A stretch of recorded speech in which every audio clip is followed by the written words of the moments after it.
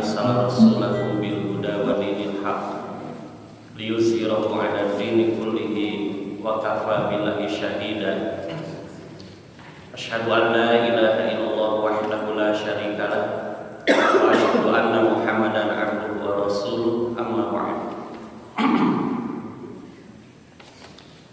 Dina waktu ayeuna urang ngebahas perkawis bab salat sunat di atas kendaraan. Rasulullah Shallallahu Alaihi Wasallam apabila beliau bersafar dalam artian bepergian sering melaksanakan salat sunat di atas kendaraannya, bukan hanya satu kali tapi beberapa kali.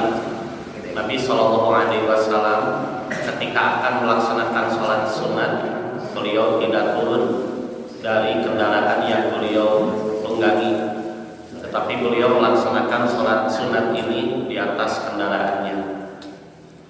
Hal ini diterangkan dalam beberapa hadis berikut bagaimana kaifiat melaksanakan sholat sunat di atas kendaraan yang kami contohkan.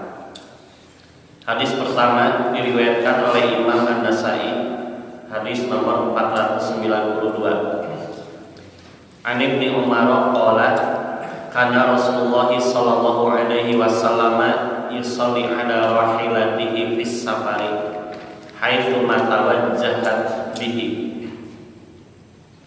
Dari Ibnu Umar dia berkata, Rasulullah sallallahu alaihi wasallam pernah salat di atas hewan kendaraannya.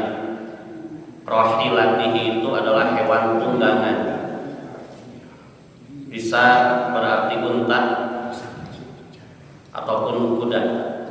Terutama di sini yang sering dijadikan alat transportasi atau rahilah di sini adalah unta.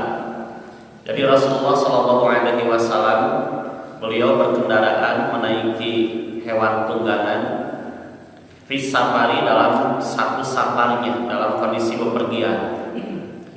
Nah, beliau yusolli melaksanakan sholat. Ini terjadi ketika safar, bukan dalam keadaan mukim atau hador. Hador itu artinya ada di kampung, aya di lembur, aya di tempat. Nah, dalam keadaan safar ini Rasulullah Shallallahu Alaihi Wasallam ketika hendak melaksanakan sholat sunat, nah beliau tidak turun dari kendaraannya, tapi langsung melaksanakan sholat sunat tersebut. Haitsu ma tawajjahat bihi, ke arah mana saja hewan tunggangan atau kendaraannya melaju menghadap. Dari namina satoma iwatu iman boga nyawa, jadi henteu disetiran tu nyaliran, sanos tiasa kurang disetiran gitu. Tapi upami kurang diantep, nah, tali kadalina, apabila tali kekang hewan itu dibiarkan, maka tentu saja hewan itu akan bergerak kemana saja. Benten sareng mobil, motor, kurang disetiran ibadah upami kurang cicing ya cicing. Kajabi saurna kendaraan ayeuna nya anu metik anu tiasa jalan nyaliran kan ya, makanya memang bisa mendeteksi gitu arah atau bahaya yang ada di hadapannya. Itu melakukan canggih Pak. Bahkan saudara senang di luar negeri mah ada kendaraan seperti mobil yang sudah bisa terbang, motor bisa terbang, uji coba. Wah jigana pamili urang aya mengurangi kemacetan. Nah, inilah salah satu hadis yang menjelaskan bagaimana sholat Nabi di atas kendaraan, dan di sini disebutkan Nabi tidak turun. Yang kedua dalam kondisi safar, berarti dalam kondisi kita sedang hador mungkin. Nah, ini tidak ada keterangan. Yang kedua hadis Muslim nomor 700, masih dari Ibnu Umar. An Abdullah bin Umar qala kana Rasulullah sallallahu alaihi wasallam yusabbihu ala rahilati qibala ayyi wajhin tawajjaha wa yutiru 'alaiha ghayra annahu la yusalli 'alaiha al-maktubata. Masih dari Abdullah bin Umar atau Ibnu Umar, beliau berkata, isinya hampir sama. Tapi hadis yang kedua ini yang dicatat oleh Imam Muslim dalam Sahihnya ini lebih rinci, memperjelas hadis yang pertama. Upami hadis nu kahiji mah teu disebatkeun iwat imannya dina salat naonna, salat sunat teh. Nah, di hadis muhadab mah disebatkeun. Nu kadua bahkan dikiatkeun dina urusan salat wajib kumaha Nabi nyontokeun. Kata Ibnu Umar, Rasulullah Shallallahu Alaihi Wasallam pernah melaksanakan sholat sunat di atas hewan tunggangannya, rohilah. Kemudian hewan itu menghadap ke arah mana saja, atau ada yang mengatakan beliau menghadap ke arah mana saja. Dan ini terjadi setelah beliau bertakbir. Jantan upami atas takbiratul ihram mangga pada kamana oge eta kendaraan nu urang ditumpahkan bade maju ke arah mana wae silahkan, karena nanti bawah nanti dijelaskan bagaimana permulaan sholat sunat di atas kendaraan kita melakukan takbir itu bagaimana kedihanap kalau ini. Nah, hadis yang kedua, Nabi melaksanakan sholat sunat di atas kendaraannya kemana saja beliau menghadap atau kendaraan itu menghadap. Ayat tambahan yang kedua mah wayutiru, dan beliau juga melakukan witir alaiha di atas kendaraannya. Pami witir siang wengi. Berarti perjalanan Nabi itu menaiki hewan tunggangan tidak hanya sebatas siang hari, saparna teh, tapi wengi oge. Hari tahajud kayak gini tos isya, yang mulai boleh, tengah malam silahkan, menjelang subuh itu yang utama. Tapi patarosana upami Nabi seringna tos isya tidak. Nabi itu tengah malam sampai lewat tengah malam. Tah janten ieu meningatkeun bagaimana perjalanan Nabi dalam satu safarnya itu beliau tengah malam menaiki hewan tunggangan dan dibarengi dengan sahabat yang lain. Ulah dibayangkeun ti Pangipasang, ti Hamadpira, ti Pamekaran, di Matewan, ti dieu ka kota Bandung, ka alun-alun. Jam 10, jam 11 tengah mungkin kan itu tuh ke tengah kota ya. Ka Braga, ka alun-alun kota Bandung. Mohon maaf lampu teh harurung ya. Sorangan gewani buat iman. Tapi ieu mah di zaman Rasulullah yang belum ada penerangan seperti saat ini. Medan perjalanan oge mohon belah dibayangkeun di ka Bandung kalawan ge. Bahkan bukan hanya gangguan hewan buas, termasuk orang jahat dan orang kafir yang tidak suka kepada Nabi.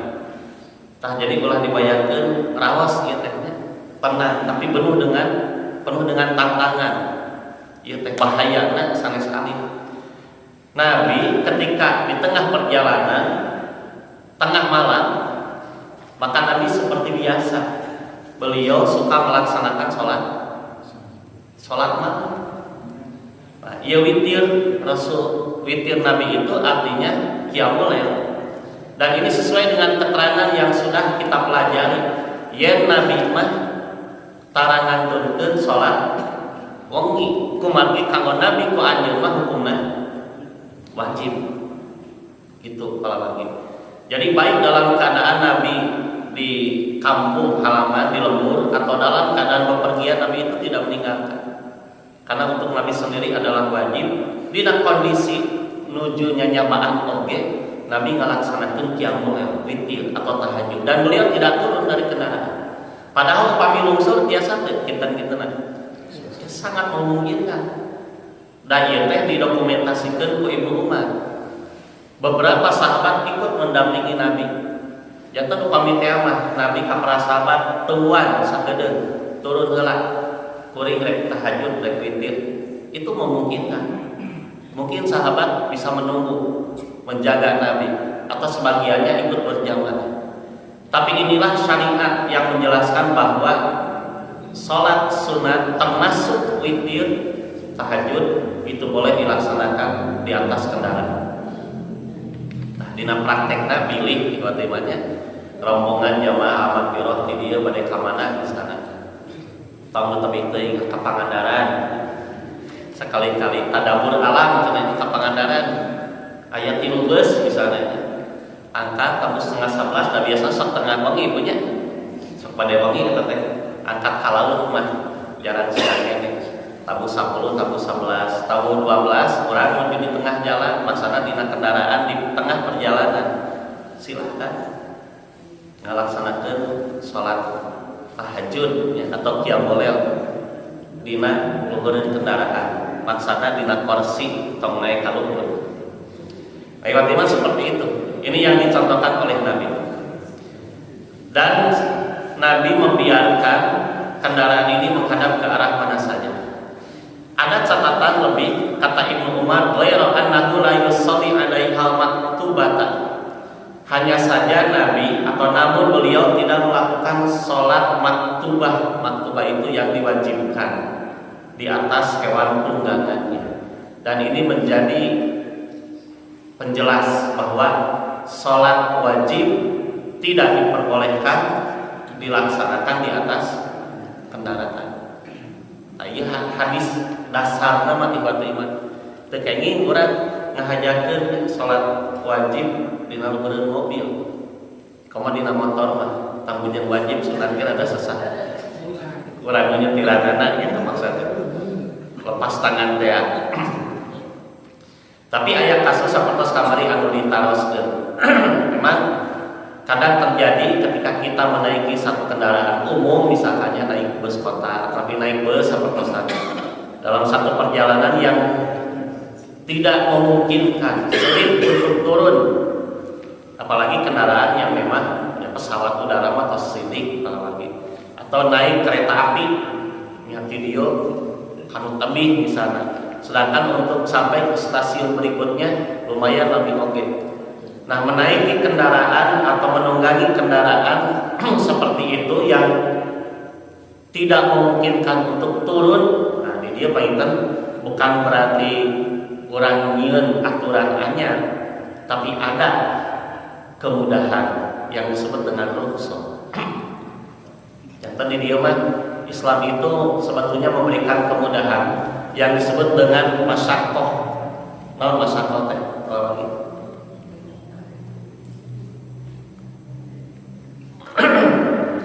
Masyaqqah naon Pak? Sanes masyaqqah. Al-masyaqqatu, masyaqqah itu kesulitan. Mohon darurat. Kesulitan atau darurat yang memang susah urang ngahajakeun turun bingung gitu. Nah, maka dalam keadaan seperti itu di sini ada kaidah yang menyebutkan ad-daruratu tubihul mahzurati, bahwa dalam keadaan kesulitan, darurat, madarat itu sebetulnya membolehkan apa yang dilarang. Sanes nyieun aturan sorangan, tapi disinilah kemudahan. Yuridullahu bikumul yusra wa la yuridu bikumul usra. Allah bermaksud untuk memberikan kemudahan, dan Islam dihadirkan teh mempermudah, bukan untuk mempersulit. Nasok ayat yang ucapan selama bisa dipersulit kenapa tidak? Pan itu asal lieur tiba-tibanya aturan Allah wae, aturan Allah diturunkan kepada Rasulullah untuk disebarkan kepada umat manusia itu untuk mempermudah. Kali ieu aya jami aturan jelema selama bisa dipersulit kenapa tidak? Sebenarnya dia berasa ngalakukan aturan pangeran ya. Tapi dia mengaku Islam. Teman-teman rahimakumullah, itulah penjelasan hadis yang kedua, bahwa Nabi tidak pernah melaksanakan sholat fardu atau wajib di atas kendaraan. Kenapa? Karena memang ya beliau turun, dan ini memungkinkan. Dan ini dijelaskan oleh hadis yang ketiga, hadis riwayat Imam Bukhari nomor 391. An Jabir bin Abdullah qala kana Rasulullah sallallahu alaihi wasallam yusalli ala rahilatihi haitsu tawajjahat fa idza arada al-fariidata nazala fastaqbala qiblata dari Jabir bin Abdillah. Ia berkata, Rasulullah Shallallahu Alaihi Wasallam salat sunat, maksudnya di atas kendaraannya, kemana arah tunggangannya menghadap. Pada kemana wae yang harus Nabi salat lalu kontakna di atas kendaraannya. Tetapi apabila beliau hendak melaksanakan salat fardu, nah ini penjelasan berikutnya. Beliau nazala, naon nazalatnya? Turun. Berarti waktu iman ini menjelaskan dikecualikan salat fardu itu tidak boleh. Nabi gua aja nungsu. Fastaqbala qiblata, lalu beliau salat menghadap kiblat. Ontakna dicancang, Nabi lungsur dicancang, pas Nabi milari arah kiblat. Oh, arah kiblat paling kulon pamili urang contohna. Kemudian beliau salat fardu. Berarti ku hadis ieu punten upami tadi disimpulkan karena darurat kita boleh salat fardu di atas kendaraan dengan catatan tidak memungkinkan untuk turun. Itu kalau bagi. Dan jangan mempermudah hukum, mempermudah pun kendaraan nyalira, motor nyalira, kendaraan motor mah, sepeda nyalira, mobil nyalira, iman kondisi aman, teu macet, bari jarak tetepi, walaupun jarak jauh juga, itu kan orang mengendalikan. Nah, sumping misalkan waktos duhur atau lebih asar, yang orang parkirkan we. Badai motor, badai mobil, badai non-oke, lungsur kalau bagi. Karena memang tidak ada syariat sholat wajib di atas kendaraan. Tapi benten tadi teh, alah iya teh di tengah jalan macetnya luar biasa. Tos setengah jam tuh maju-maju di payun cenah aya kecelakaan, kami kene. Kumaha itu dah sugan sameter mah itu nya maju teu tiasa. Kendaraan di sisi iman sekatanan parkir ke kunci sekedar makan misalnya gitu. Upami tiasa. Kalau tidak bisa karena khawatir, namina oke mohon kondisi darurat, ya silahkan. Apalagi kendaraan yang memang tadi teh aturan umpan dina kendaraan umum yang tidak memungkinkan, maka bela Bapak Ibu langkung paos ya namanya. Selama kita mampu turun, maka hendaklah kita turun dari kendaraan. Kalau tidak mungkin, seperti sudah pesawat misalnya, nah, itu jelas kita diperbolehkan. Jangan terus biasa disimpulkannya seperti lu hadis ini bahwa sholat sunnah termasuk tahajud, termasuk yang sudah dipelajari. Contoh sholat malam, sholat sunnah duha misalnya, duha boleh silakan. Terus nanti pada istikharah mutamari misalnya. Salat sunnah mutlak ya misalnya syukrul wudu. Kayak syukrul wudu udah di mana Pak? Syukrul wudu kayak udah cenah ka jaman harus naik kena kendaraan. Lewat di mana himakumullah sebetulnya boleh ya, karena memang di atas kendaraan itu untuk salat sunat dimudahkan, diperboleh. Dina salat wajib mutlak. Kemudian tata caranya ketika hendak melaksanakan sholat wajib turun dahulu. Nah, iman rahimakumullah, bagian yang kedua bagaimana kaifiyah pelaksanaan sholat sunat di atas kendaraan. Di hadis yang berikutnya dari Anas bin Malik, hadis riwayat Imam Ahmad, hadis nomor 12696.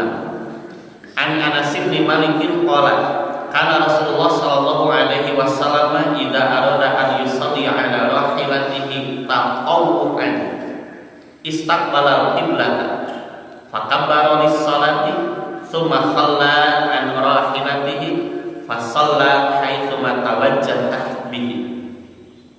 Dari Anas bin Malik berkata, Rasulullah Shallallahu Alaihi Wasallam jika hendak sholat sunnah di atas kendaraannya, ieu mah dijelaskeun iman. Ketika hendak sholat sunnah, sunnah di sini diungkapkan dengan kalimat tatawu'an, tatawu. Kita sunnah teh aya istilah sunnah, aya tatawu, aya nafilah, aya mustahab. manawi sanes waktos. Itu istilah untuk sholat selain yang fardu, sholat sunnah. Jantan sholat salian tinu fardu mun sunat namina. Wong eta teh kadang kawis nami ku anjeun nyebatkeun tatawu. Atau dalam hadis dikatakan tatawu seperti ini atau nafilah, nawafil seperti di bawah atau mustahab. Sami wae sunat mung benten penekananana. Nah, Nabi Shallallahu Alaihi Wasallam ketika hendak melaksanakan sholat sunat di atas kendaraannya, maka ini tata caranya. Beliau menghadap kiblat lalu bertakbir, istaqbalal kiblatan fakabbara lis-sholati. Nabi mayun ka kiblat, ai kendaraannya mayun ka mana? Bon kendaraannya mayun ka mana ieu teh mah? Tiasa teu pami numpak onta, Nabi na mayun kiblat ontana misalkan teu kiblat. Rada sesahnya, mun ada sesah. Rupina upami sapertos kana onta kuda sinanya hareup geulak kiblat rupina mah gitu. Misalna kiblat sapertos di urang paling kulon, sinanya hareup pulang kulon. Mun dina luhur onta teh misalna kuda. Namanya Nabi ketakbir, Allahu Akbar. Nah, terus kitu mah antep teh. Sina maju gitu. Ini yang bisa dipahami atau mafhum dari hadis ini bahwa sebelum beliau sholat, beliau mengarahkan kendaraannya ke arah kiblat berikut beliau sendiri. Janten sabean can sholat teh pastikeunlah arah kiblat paling mana. Gitu. Eta lumaku berlaku dalam kendaraan yang kita bisa mengendalikannya. Urang anu nyetiranana. Upami kendaraan umum biasa teh ibarat mah. Henteu tapi upami urang terang arah kiblat, kita biasa teh. Bisa sebetulnya. Misalnya orang pada angkat ke Jakarta misalnya nya ibarat iman. Urang teh terang kok arah kiblat teh ka paling ditu. Ningal cirina kumaha? Misalkan salat asar oh arah caket panon poe paling kulon berarti itu kiblat. Atau yang lebih mudah ningal naon? Kalangkang misalnya punya oh kalangkang paling dia berarti itu paling kulon kiblat di barang makan kulon pami asar misalnya.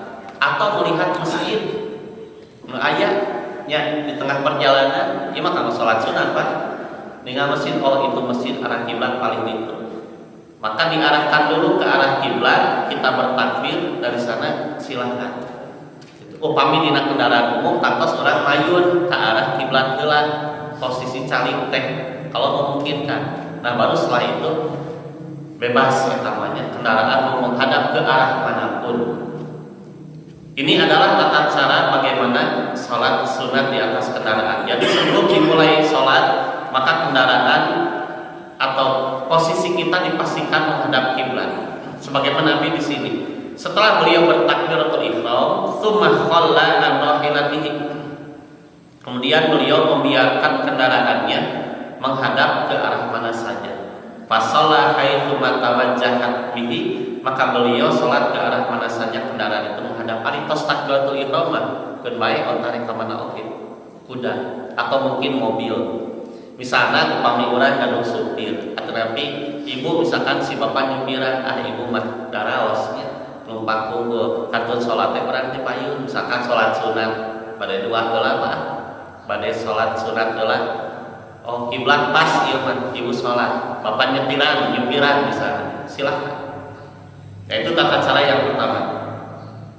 Kemudian dari kaifiat yang kedua, Jabir bin Abdullah mengatakan kembali dan ini ditulis dalam hadis riwayat Imam Ahmad masih ini di nomor 13.742.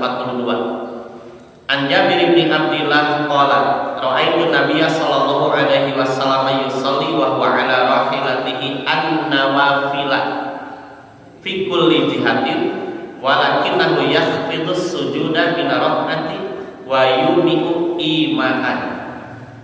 Dari Jabir bin Abdullah berkata, saya melihat Rasulullah sallallahu alaihi wasallam salat nawafil. Nawafil naon tadi? Sunat. Nawafil itu jamak dari kata nafilah.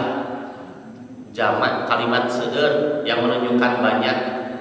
Upami hiji mufrad nafilah satu sholat sunat, nawafil sholat sunat. Berarti nu kantos dilakukan ku Nabi teh witir hungkul sanes sapertos luhur. Tidak. Bisa saja Nabi satu waktu beliau sedang berkendaraan naik hewan tunggangannya, ketika safar beliau sholat duha seperti tadi, bisa terjadi. Atau Nabi sholat sunat yang lainnya, karena disebutkan di sini nawafil, sholat sunat hartos nate, bukan satu sholat sunat, beberapa sholat sunat. Nah ini menunjukkan bahwa bukan hanya satu sholat sunat yang Nabi pernah lakukan di atas kendaraannya, tapi beberapa sholat sunat. Ke arah mana saja hewan itu atau kendaraannya menghadap. Nah ini tata cara berikutnya. Upami tadi mandi luhur mah bade kawitan takbirna sina mayung geula kiblat. Tah ieu mah tata cara kaifiyat salatna nu salat mah. Tetapi beliau yahfidu itu menunduk, rada condong, tomboy, rada tungkul gitu. Lebih rendah ketika sujud daripada ruku, yahfidu sujud minar rakaati. Ketika beliau hendak bersujud, ini lebih rendah daripada posisi rukunya. Nah, rupina iman upami teh mah sapertos kieu urang teh bayangkeun we dina luhur onta. Gitu. Tapi dina kendaraan teh nuju calik gitu. Allahu Akbar. Lakukan gerakan sholat yang memungkinkan seperti biasa. Naon berarti? Normal tiba-tiba. Terus nikmat takbirnya. Allahu Akbar. Normal takbir mah.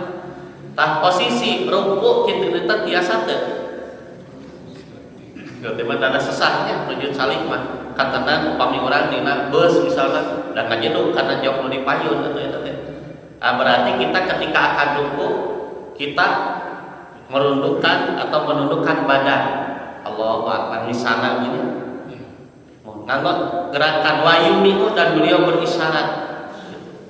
Misalkan orang condong tomboy tungkul sakedik sami Allahu liman hamidah. Ieu kahana irsal namina. Gitu. Dikahandapkeun lepas namina teh irsal teh. Ulah ka dieu deui palawaki Allahu Akbar di dieu misalkan Bapak Ibu teh. Mun kan tadi teh ruku sami Allahu liman hamidah tong di dieu. Tetapi di dieu deui kahana perubaikeun lepaskeun pandangan teh jiga urang nuju salat teh biasa. Kemudian kita sujudna kumaha? Iya. Sujudnya itu lebih rendah daripada ruku. Pamit teh ruku sakitu tah sujud mah kalau memungkinkan lebih bawah. Gitu kalau bagi. Itu dalam kendaraan janten cekap tungku ruku sujud mah langsung handap sakedik. Dan itu tata cara yang dicontohkan oleh Nabi dan beliau memberi isyarat. Jadi upami teh mah teu tiasa beri ka urang antal kana pansujudan ieu tarang teh mun sapertos tadi we. Bacaan seperti bacaan biasa, tapi tata cara yang berbeda. Allahu Akbar, calik di antara dua sujudnya masih calik biasa. Sujud deui, berdiri lagi langsung ka dieu. Nah, seperti itulah kurang lebih kaifiyat salat di atas kendaraan. Yang dimaksud adalah salat sunat.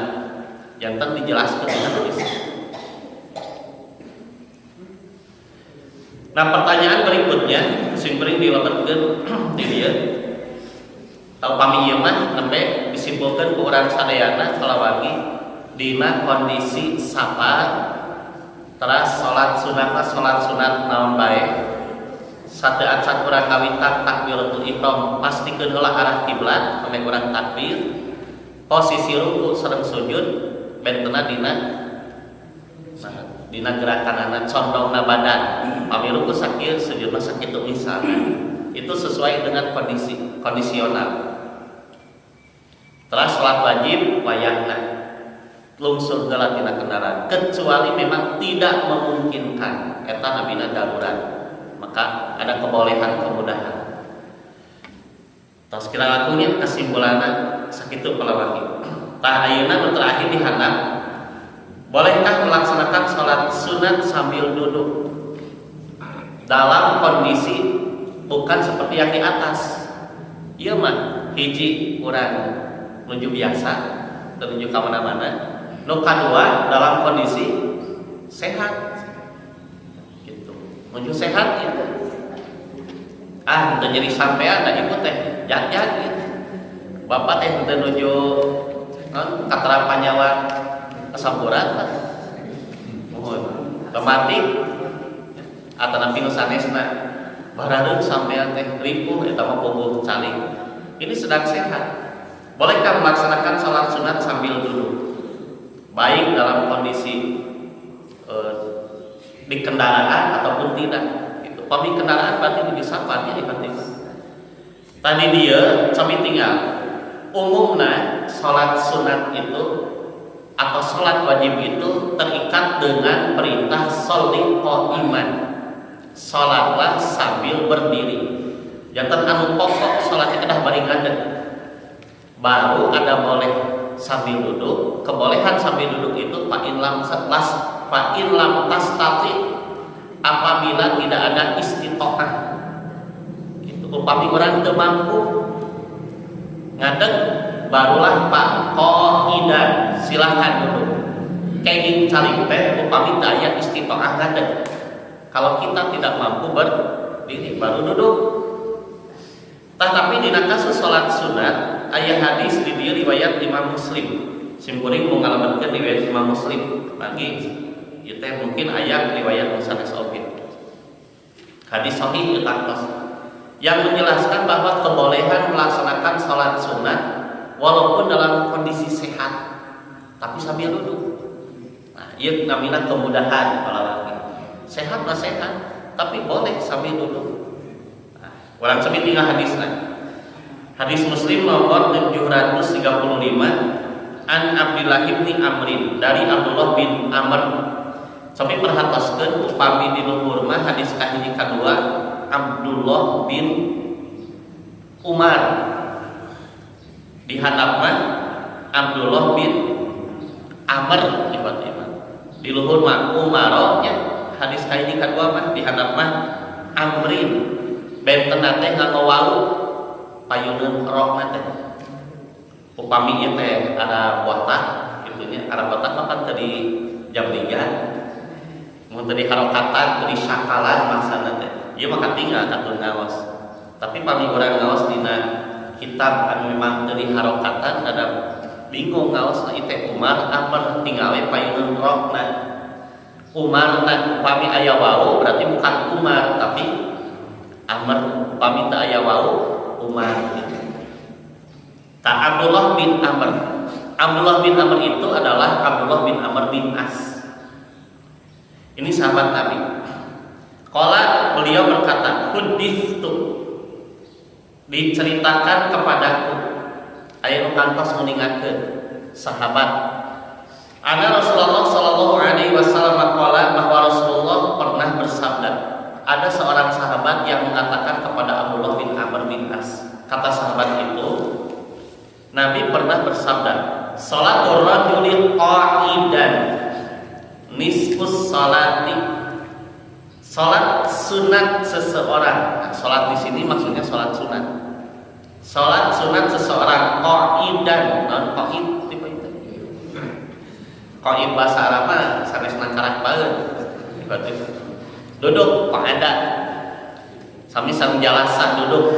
Salat sunat seseorang dalam posisi atau dalam kondisi dia duduk itu nisfu, separuh setengah dia memperoleh nisfu setengah pahala as-salati dari salat, maksudnya dalam posisi berdiri. Tatina hadis ini para ulama meninggalkan tidak disebutkan kondisinya sedang sakit. Pokoknya masalah sunat upami urang ngalaksanakeun bari cari sambil duduk walaupun sehat itu boleh. Tetapi naon tetapina? Nah, pahalanya setengah ibadah gitu. Pan urang teh alim setengah-setengah nya. Alim setengah mah hoyong full pokona mah. Mun dina pahala mah duka tah. Tapi dina urusan dunia kadang maaf naon setengah hayang full setengah maragunya. Nah dalam urusan pahala apalagi jadi pami urang salami mampu mah usahakeun ngadeg. Tapi sebetulnya boleh dalam kondisi sehat pun salat sunat itu dilaksanakan sambil berdiri, tetapi pahalanya otomatis setengah dari posisi kita berdiri. Moal ageng pahalana gitu. Qala Saul Abdullah bin Amr fa'aituhu fawajadtuhu yusalli jalisan fawadatu yadayya ala ra'sihi. Lalu aku menemui beliau Abdullah bin Amr nyumpingan Rasulullah. Ternyata aku mendapati beliau sedang sholat dengan duduk. Ternyata Nabi oke di sholat bari calik sholat sunat nanti. Lalu aku meletakkan tanganku di atas kepalanya. Fawadatu yadayya ala ra'sihi. Aku meletakkan kepalaku di atas tangannya. Nu kabayang di otiman kumaha. Ulah dianggap gitu karena masakan Rasul ke sopan. Tong bejo karena masakan Rasul pan baraginya karena masakan sanes. Maksana panginten interupsi gitu. Payuna Nabi. Kayak berarti dicepeng nya keluhureun masakan Rasul banyak sahabat gitu. Maksudnya ada keanehan. Ya interupsi panginten. Cekat Rasul. Aneh gitu nah Rasul teh bari calik. Padahal Rasul mah tantos bakal milih teh berdiri. Kenapa?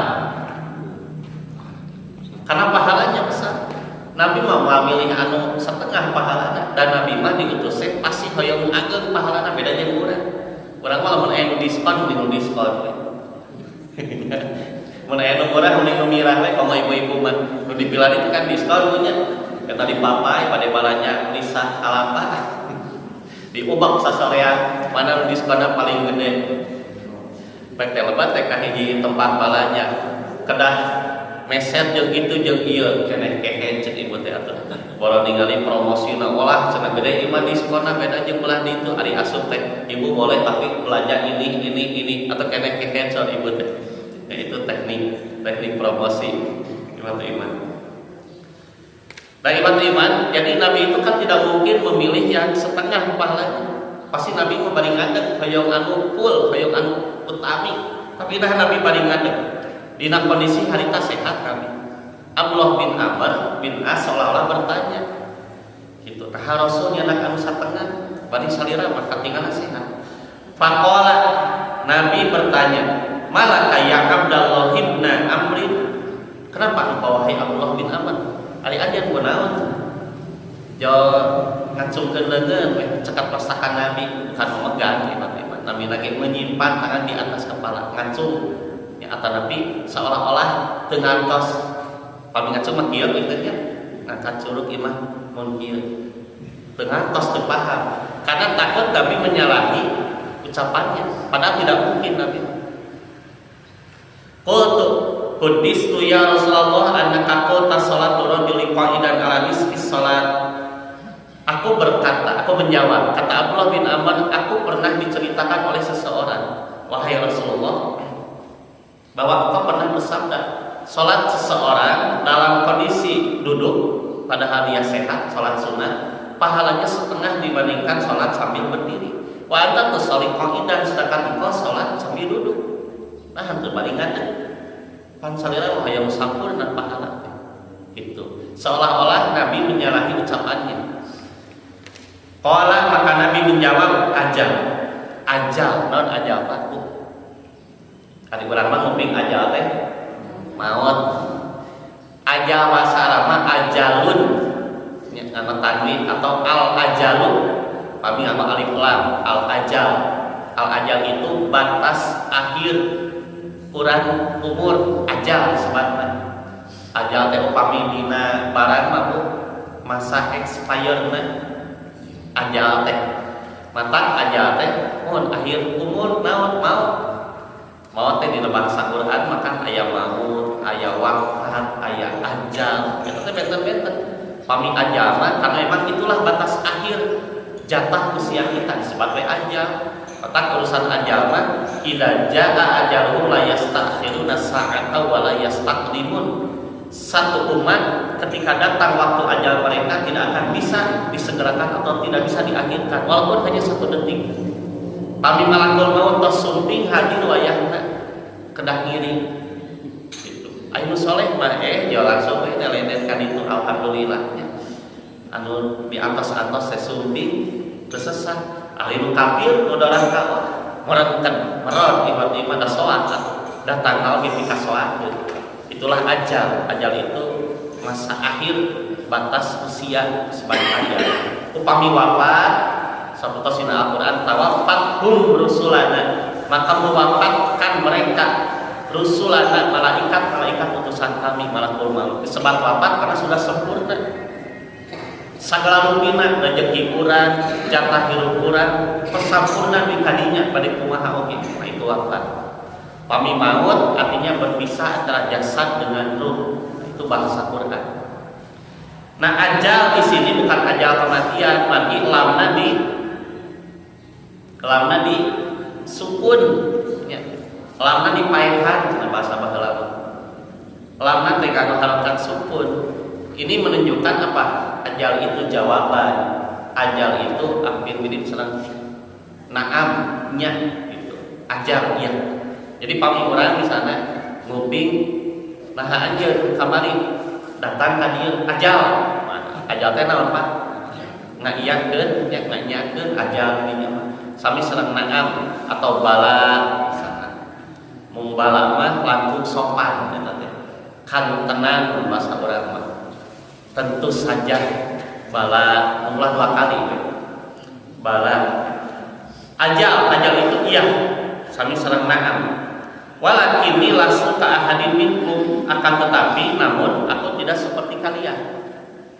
Najan kuring mah seperti kieu tapi beda jeung aranjeun. Kuring jiga kieu teh memang Allah itu anu langkung kuningan.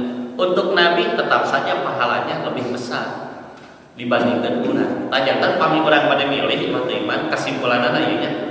Pami urang salat sunat dina kondisi sehat, kenging bari cali. Kenging.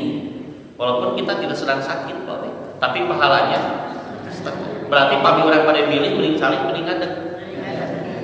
Itu kalawan kita. Biasanya saya demikian harus kami bangun capek tak? Ayo dicari. Oh, mohon. Laras satu mohon. Mohon, ohnya larasnya tak. Imam Muslim, laras pahatur nuhunnya. Imam Muslim anjeunna ngadamel bab tina salat sunat anu nembe dijelaskeun bahwa salat sunat itu boleh sambil duduk dan boleh sambil berdiri. Sebagiannya sambil berdiri, sebagiannya sambil duduk. Kitu ngadamel bab nate tina kajian subuh lain aja. Sapertos kasus anu namanya ku Bapak diuningakeun. Sapertos kieu Bu, atas aya ibu-ibu anu salat tarawih. Salat tarawih nate nembe 4 rakaat mengawitan. Nembe 2 rakaat biasa nuturkeun imam. Pada rakaat nu katilu teu kieu. Situur teh sampean teh linu aduh cenah kumaha. Saos simkuring kada maksakeun. Berarti kumaha? Nah, sebagiannya duduk. Dan ini kemudahan. Saksanos nu terakhir mah ieu mah dalam kondisi sehat nya, urang ti awal salih, tapi di tengah jalan, masalah di tengah salat. Pami iwatul iman teu kiat, misalna pada salat tahajud, tarawih ataupun salat apapun itu. Salasa pami urang teu kiat, boleh. Salat berjamaah mah. Urang salat Isya misalna, nembe 2 rakaat pas tasahud awal, bade kadeng kana katilu ngacegat ribu. Allah teu kiat, bari cantik. Kena maksakeun.